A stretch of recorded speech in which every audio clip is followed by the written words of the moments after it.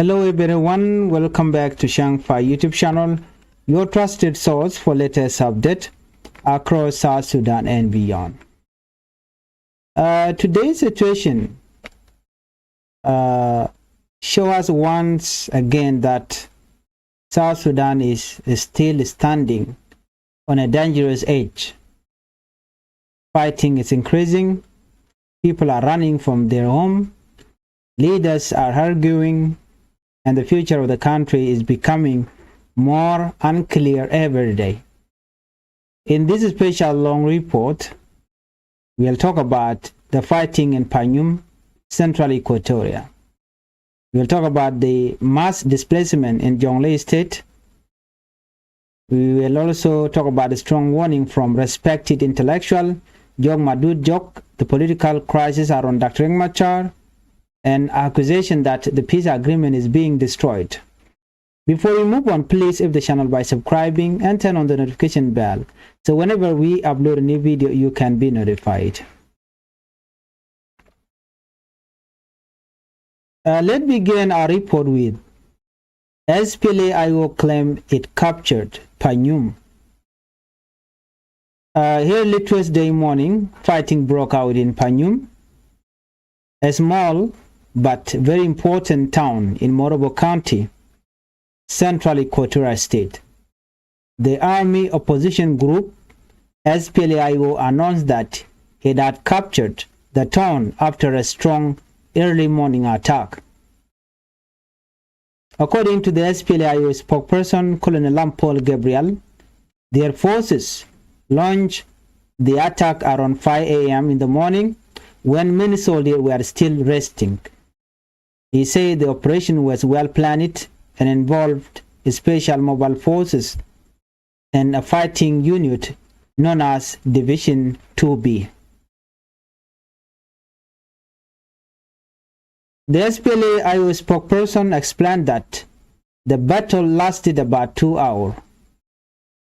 By around 7:30 a.m. in the morning, he claimed that government forces had lost control of Panyum and that the town was now under opposition control.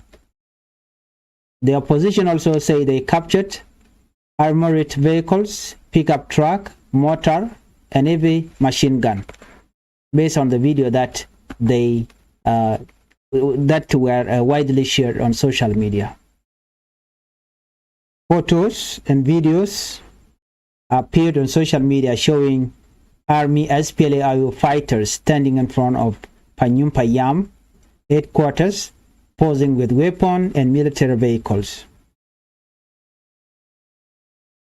Supporters of the opposition shared these images widely, saying this was clear proof that Panyum had fallen. The SPLA-IO leadership praised their fighter and said the struggle continues. Let's move on. Government denies losing Panyum. However, the government told a very different story. Local authorities in Morobo County rejected the claim that Panyum had been captured. The commissioner of Morobo County, Charles Data Bullen, admitted that opposition fighter entered part of the town in early morning, but he said government soldiers later pushed them out. According to him, SPLA-IO fighters only managed to enter because some government soldiers stay inside their trenches. And he explained that the opposition entered briefly, government forces regrouped, and the opposition withdrew. He said clearly there's nobody from SPLA-IO inside Panyum now. The commissioner also said something important. There were no civilians in the town during the fighting. According to him, Panyum is now only a military area and civilians live about 6 miles away from Panyum. This means that at least for now, civilians inside the town itself were not directly affected, but the danger is far from over. Let's move on. Even though the government said it controlled Panyum, the commissioner admitted that SPLA-IO fighters are still nearby. He said opposition forces are hiding in the bushes around the town. He estimated that there are about 4 opposition bases in the surrounding areas. This means the fighting is not finished. This is no longer just open battle. It is turning into guerrilla warfare. And guerrilla warfare is dangerous. It lasts long. It is unpredictable. Civilians often suffer the most. Panyum is not just a town. It is located about 45 kilometers from Ye, about 21 kilometers from Morobo, and along an important route leading toward Juba. This makes it strategic. That is why both sides want to control this place. What makes this situation more serious is the timing. Just one day before the fighting in Panyum, senior SPLA-IO commander publicly told their forces to advance toward Juba. They even wanted civilians in the capital to avoid military areas. This message shocked many people. Government officials described this language as dangerous and destabilizing. They fear it could push the country back into full-scale war, which is already happening right now. Panyum was captured once before last year during earlier fighting, but government forces later retook it. Now, its story seems to be repeating itself again. Let's move on. 180,000 people fought to flee in Jonglei. While attention is on central Equatoria, a humanitarian disaster is unfolding in Jonglei state. According to the United Nations Office for the Coordination of Humanitarian Affairs, about 180,000 people have been displaced. This happened because of fighting between SSPDF and SPLA-IO, heavy weapons and airstrike. The affected counties include Nirol, Uror, Akobo, and Duk. Most of the displaced people are women, children, and elderly people. These people fled with nothing. Some walk for days, some cross rivers, and some are sleeping under trees. The UN warned that without urgent help, many lives are at risk. They need food, clean water, medicine, shelter, and protection, but help is not reaching them easily. Humanitarian organizations say they are struggling to reach the affected people. Roads are blocked, rivers are unsafe, and flights are restricted. Jonglei has even been declared a no-fly zone, making air delivery almost impossible. Aid workers are also afraid. The UN warned it. Civilian and aid workers face increasing danger. Some displaced families have crossed into Lake State, especially Minkaman, where more than 18,000 new arrivals were registered, and more are expected to come. Let's move on. John Madud Jok issued a strong warning. Now let us turn to politics.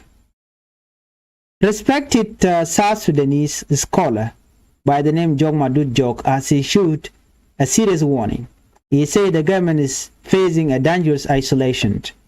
According to him, many communities across the country feel disconnected, silent, and hungry. He warned that if a major crisis happens, people may refuse to defend the government. Well, not because they support war, but because they feel the government does not belong to them. He explained that many citizens see the state as a project for a few people, not the whole nation. And when people feel excluded, they step back. They say, let them deal with their own problem. This silence, Jok say, is not peace. It is a warning sign.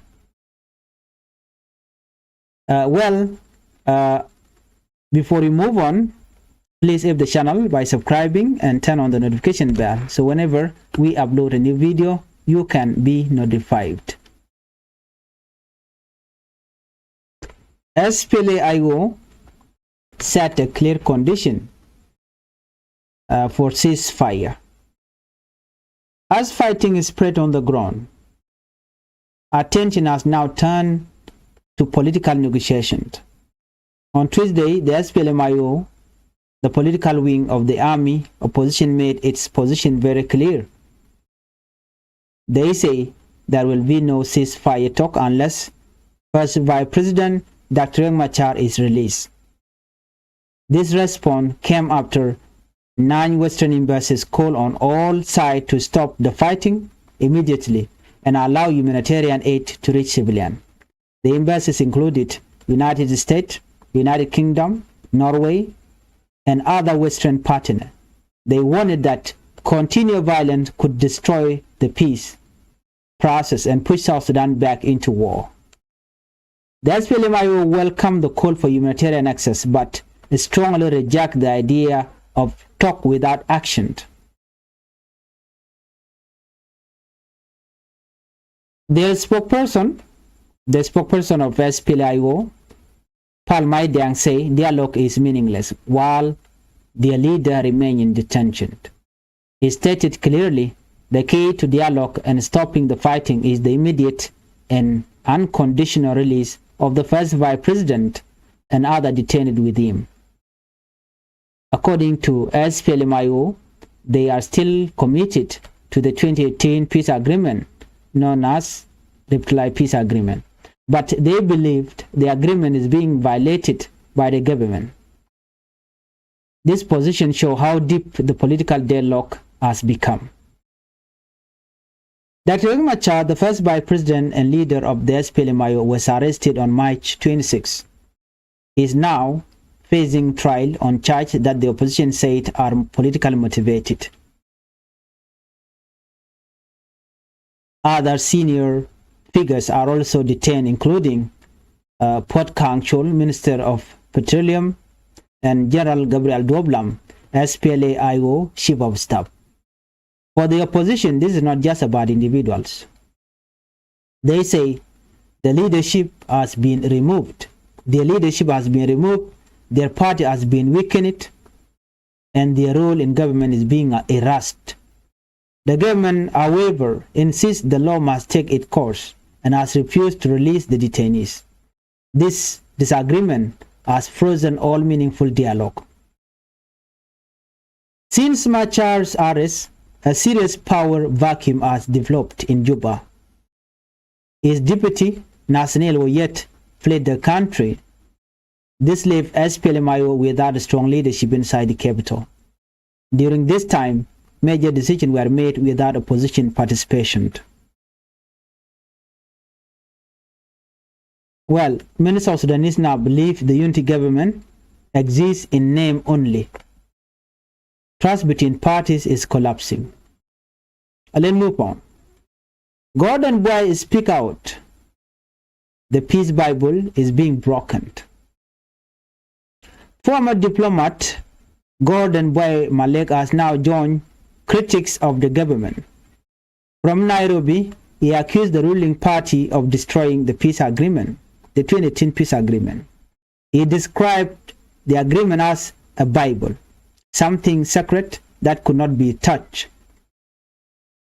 According to him, that Bible is now being openly violated. His anger followed the removal of Angelina Teng, the wife of Dr. Riek Machar, from her position as Minister of Interior. This decision removed the last senior SPLMIO loyalist from the cabinet. For Boy, this crossed a dangerous line. Boy accused the ruling party of taking position meant for SPLMIO, giving them to SPLM loyalists, ignoring the power-sharing rules. And he say clearly, if we want stability, give the SPLA-IO what belongs to the IO, and give SPLM what belongs to SPLM. In his view, peace cannot survive if one side takes everything. The peace agreement was designed to share power, not concentrate it. Gordon Boy's comment shocked many people. For years, he was one of the strongest defenders of the government internationally. He served as a South Sudanese top diplomat in Washington. He often attacked the opposition and dismissed international criticism. Now, he is speaking against the system he once defended.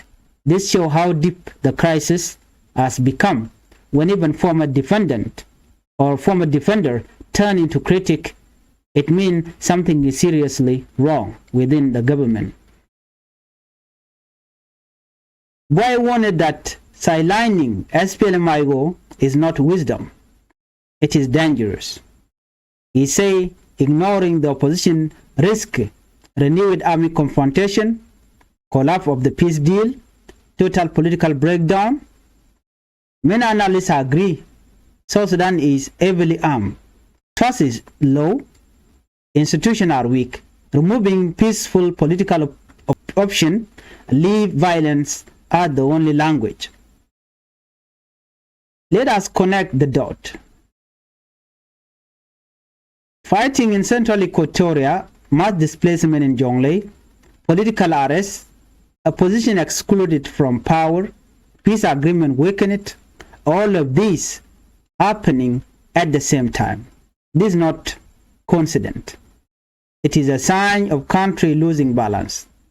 The people are tired, the youth are frustrated, and the elders are worried. Yet leaders continue to fight for position.